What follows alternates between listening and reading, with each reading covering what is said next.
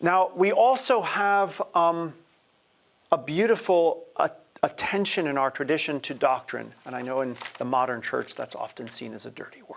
We don't talk about dogma and doctrine. But here's what I want you to understand. The relationship between Scripture and doctrine, I think, is much like the relationship between a seed and the fruit that it ultimately bears. So think, for example, if you had a seed in your hand and you didn't know what kind of seed it was, one of the most immediate ways that you could find out would be to plant it and then see what happens. And if at the end of the day, as it were, you produced an orange, you know what kind of seed that was, because an orange seed will never produce a banana or a pineapple or a papaya. It will always produce an orange. And so in many ways, what our doctrinal traditions are trying to do is not to be rigid and persnickety and scientific. Doctrine is the language of trepidation. It is language that tries to be so precise because it knows it is speaking about the ineffable, the unspeakable. So when we arrive, for example, at the doctrine of Trinity, God is 3 and 1 and 1 and 3. That to me is like a Christian koan. You know what a koan is? Like in the Zen tradition, you say, the master monk says to his disciple, "Young apprentice, what is the sound of one hand clapping?" And he has to go off and meditate on that. One of my students, when I asked that question, went like this. I thought, you smart aleck, you're... But in any case, so then you go off and you meditate, and then you come back and you say, well, the sound of one hand clapping is this. And then the master says, no, go back and meditate. Okay, so he goes back and meditates. And then he comes back and he says, it's the sound of air swishing. And the monks, go back and meditate, you're not ready. And 3 months later, he comes back and he says, frog leaps, moonlight. Yes, exactly right. That's right, because it has absolutely no logical sense whatsoever. And the point was to have the monk break through logical speculation. Now, when we try to take something like the doctrine of the Trinity and make it into a logical speculation, no wonder I'm horrible at math. I can't even balance a checkbook. That's because in my field, 3 is 1 and 1 is 3. I can't figure it out, right? But the idea, of course, in all this is that it's not a definition of God. It's a way that Christians model our experience of God. God who is now transcendent, now immanent, now intimate. And we name that not to define or to categorize or to rationalize the mystery, but to have a way of speaking about an experience that is beyond language altogether. So I want us to understand that deification is a kind of doctrine in the church, and that's not a bad word. It's an attempt to name an experience that we really don't otherwise have a name for, but yet we have a certain encounter with. So we're going to be able to unfold all that together. On page 6 of your handouts, or in the book it's on page 32, I want to talk about why I think Scripture as a basis for the Christian contemplative life is so important. Again, I'm on page 6, and a little text that is reading from the inside out. Or again, if you're in the Contemplating Christ book, you will find it on page 32. I just want to read this to you for a moment because it helps understand, I think, where I'm coming from with regard to the relationship between Scripture and the Christian contemplative life. Sometimes we do not understand the meaning of our story until we tell it. For in its telling, the spoken word becomes incarnate in us, embodied, as it were. A contemplative reading is embodied insofar as we realize the Gospels are not only told to us, but more important, told through us.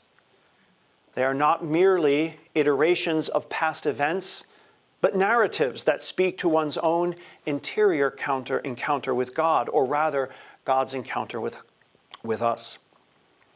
The Gospels can never be fully understood from the outside looking in, because they were written for participants, not spectators, and thus to apprehend their deepest meaning, we must allow them to draw us in and inward If deification remains but an abstract theological concept, we have not yet touched on the transformative power of the gospel. At my home parish, St. Columba's, when we proclaim the gospel during our liturgy, we don't, at the end of it, say the gospel of the Lord. Our preferred pronouncement or proclamation is, may the words of the gospel be made flesh in us. I want to talk about that sense of enfleshment, because that is where ultimately the gospel gets translated, gets interpreted, and gets preached. The earliest formal contemplative traditions of Christianity in the early 4th century Egyptian deserts, where we have that beautiful collection of the sayings of the desert mothers and fathers, some of you may be familiar with, they basically talked about attaining Scripture. This was their word for it. You have to attain the text. I'm going to read you a little story about that in a moment. But I want to sort of till that soil a moment. What does it mean to attain a biblical text? The word I use for that is we have to embody it. We have to enflesh it. The way that Christ is the eternal Word made flesh, we are called, it is our vocation to become words made flesh as well, to embody the very text of the Gospels, the very text of Scripture within our lives. So the desert mothers and fathers would say, you want to know what a text means? Pizzuto, keep your commentaries and your academic libraries. We don't need them. All we need to know is, have you attained it?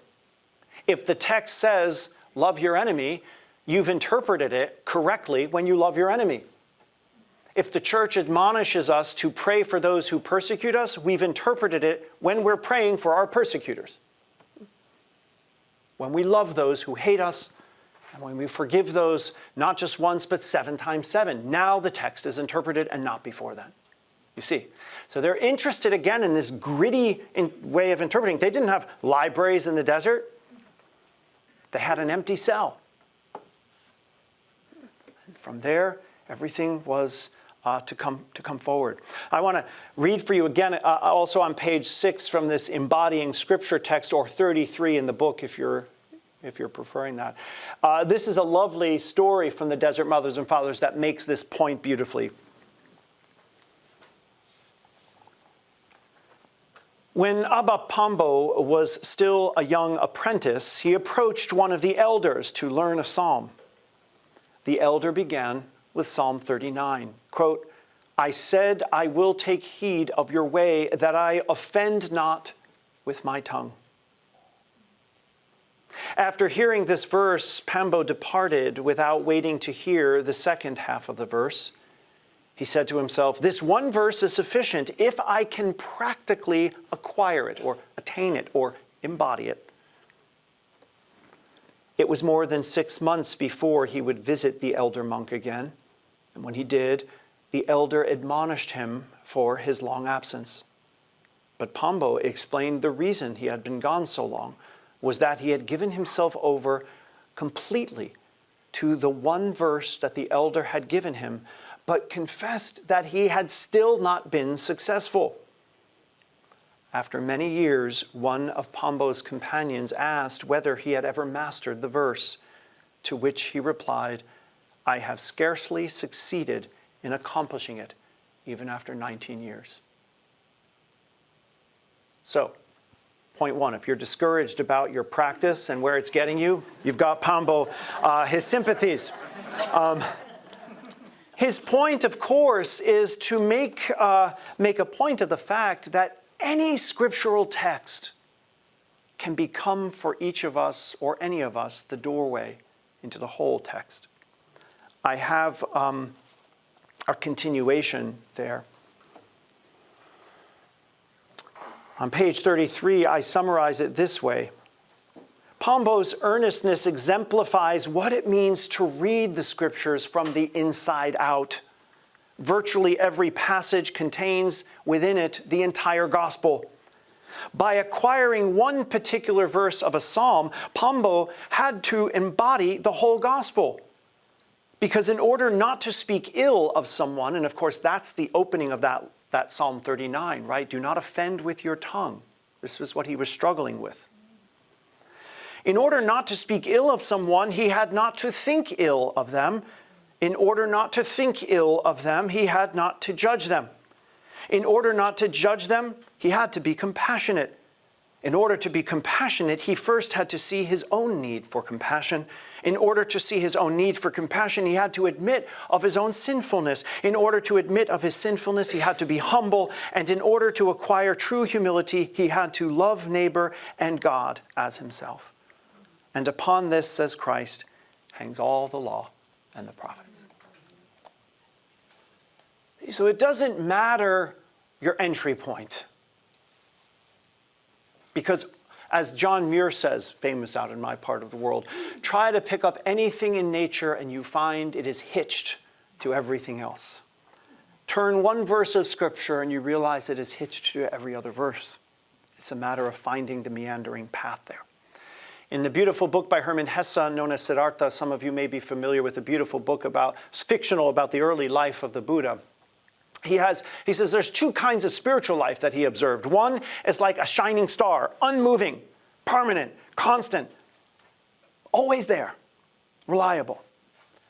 But he describes his own spiritual life like a falling leaf, turning this way and that, now here, now there, blowing upward and down again, all right.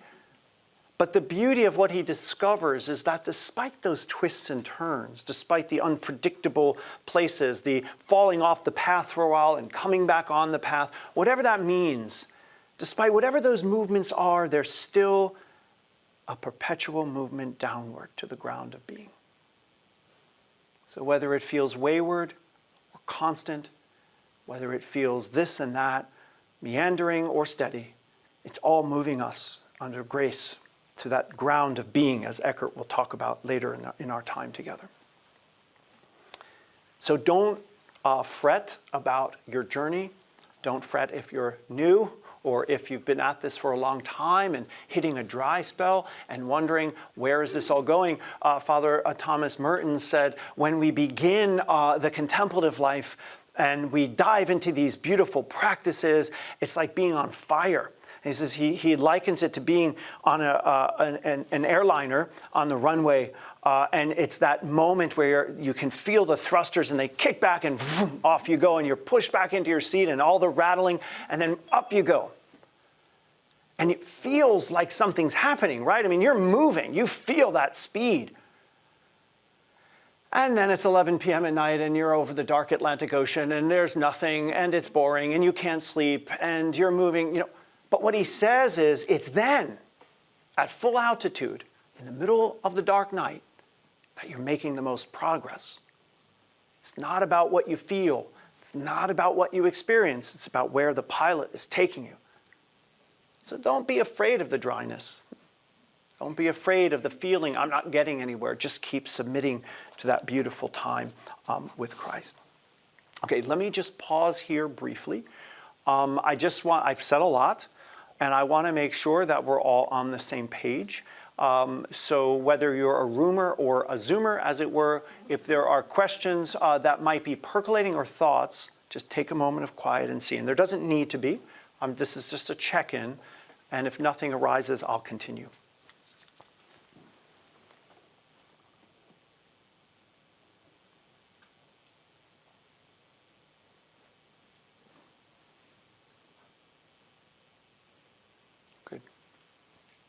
Okay, that's deeply encouraging. How much time do we have? We've got plenty of time. Perfect, good, okay. So throughout what I try to do in Contemplating Christ is to provide a theological grounding and framework, essentially, for what it means for a Christian particularly, to give themselves over to a life of contemplative practice. What makes it different than when a Buddhist sits in silence? What makes it different than when a yogi or a Vedantist sits in silence? It's what's happening? How do we frame, how do we map this? And I try to spell this out again through the use of Scripture in my second and third chapter, which I'll be looking at a bit now to introduce and then exploring in further detail in our afternoon session, which I have a lot more time to do it in. But in order to understand this, I'm going to invite you, if you would look at your handouts on page, what would be page 7.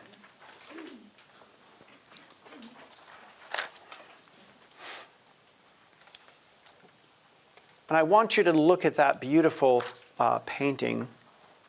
It's Giovanni di Paolo. This is one of those beautiful Renaissance paintings. And it is called The Creation of the World and the Expulsion from Paradise. You'll notice there in the upper left is a very anthropomorphic God being held aloft by cherubim. As he points downward towards his beloved creation, you see the constellations in the outer blue rim. You see at the very center what is essentially a depiction of Eden itself.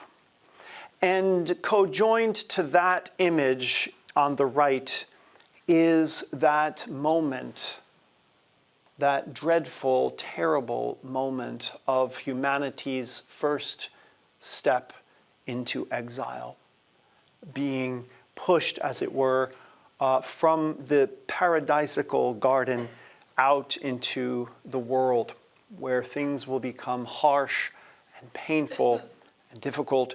And that angel who is sort of nudging them out as they look back one last time at this beautiful paradise will now forever guard its gates.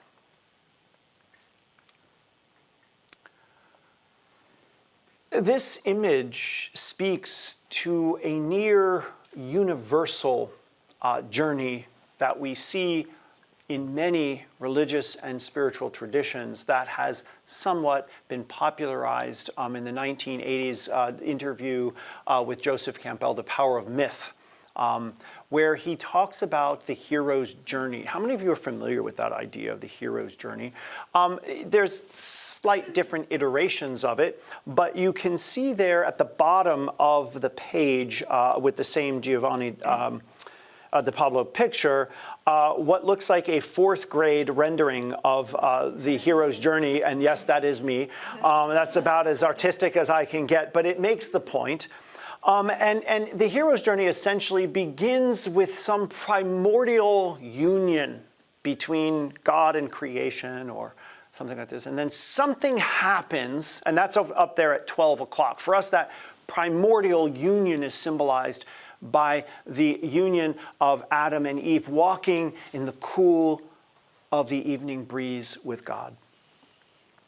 And then as this hero's journey story goes, something shatters that union. Something goes awry, amiss. Something goes wrong. And that union is now shattered, here represented, of course, by the expulsion of Adam and Eve from the garden. And we have the history, and what I call in the book, the history of longing. And you see that beautiful, tragic face of Adam and Eve looking back, forever longing for what they once had in the garden. And this, of course, is something I'll explore momentarily.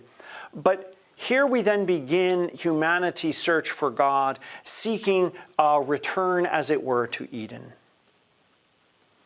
So before we move beyond that, let me say a little bit about the way that hero's journey gets expressed in this particular narrative.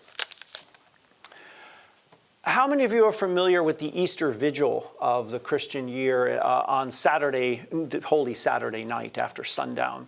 Okay, in that, in the beginning of that liturgy, there is an ancient chant known as the Exultet. Anybody familiar with that chant? Rejoice, angels, rejoice. Okay, so you know this. In the midst of that chant, there is a beautiful saying, part of the chant. And it goes like this: O happy fault, O necessary sin of Adam, that gained for us so great a Redeemer. Here we see the celebration of this tragic moment that's being depicted here. Why would we celebrate that moment? Because as we come to see through the Incarnation, humanity's first step into exile becomes God's first step toward humanity. That this tragic moment ends not with us ever being enlightened. We never reach home. We never reach Eden again. Because, as we'll see, God interrupts the journey and meets us while we're still coming along the way. This is the beauty of why we see Dante, the Divine Comedy. Why is it a comedy and not a tragedy? Because this moment becomes the excuse, the opportunity for God to bring about the fullness of creation, which is incarnation, which is redemption. These two are not separate. Creation has always been destined to end in redemption.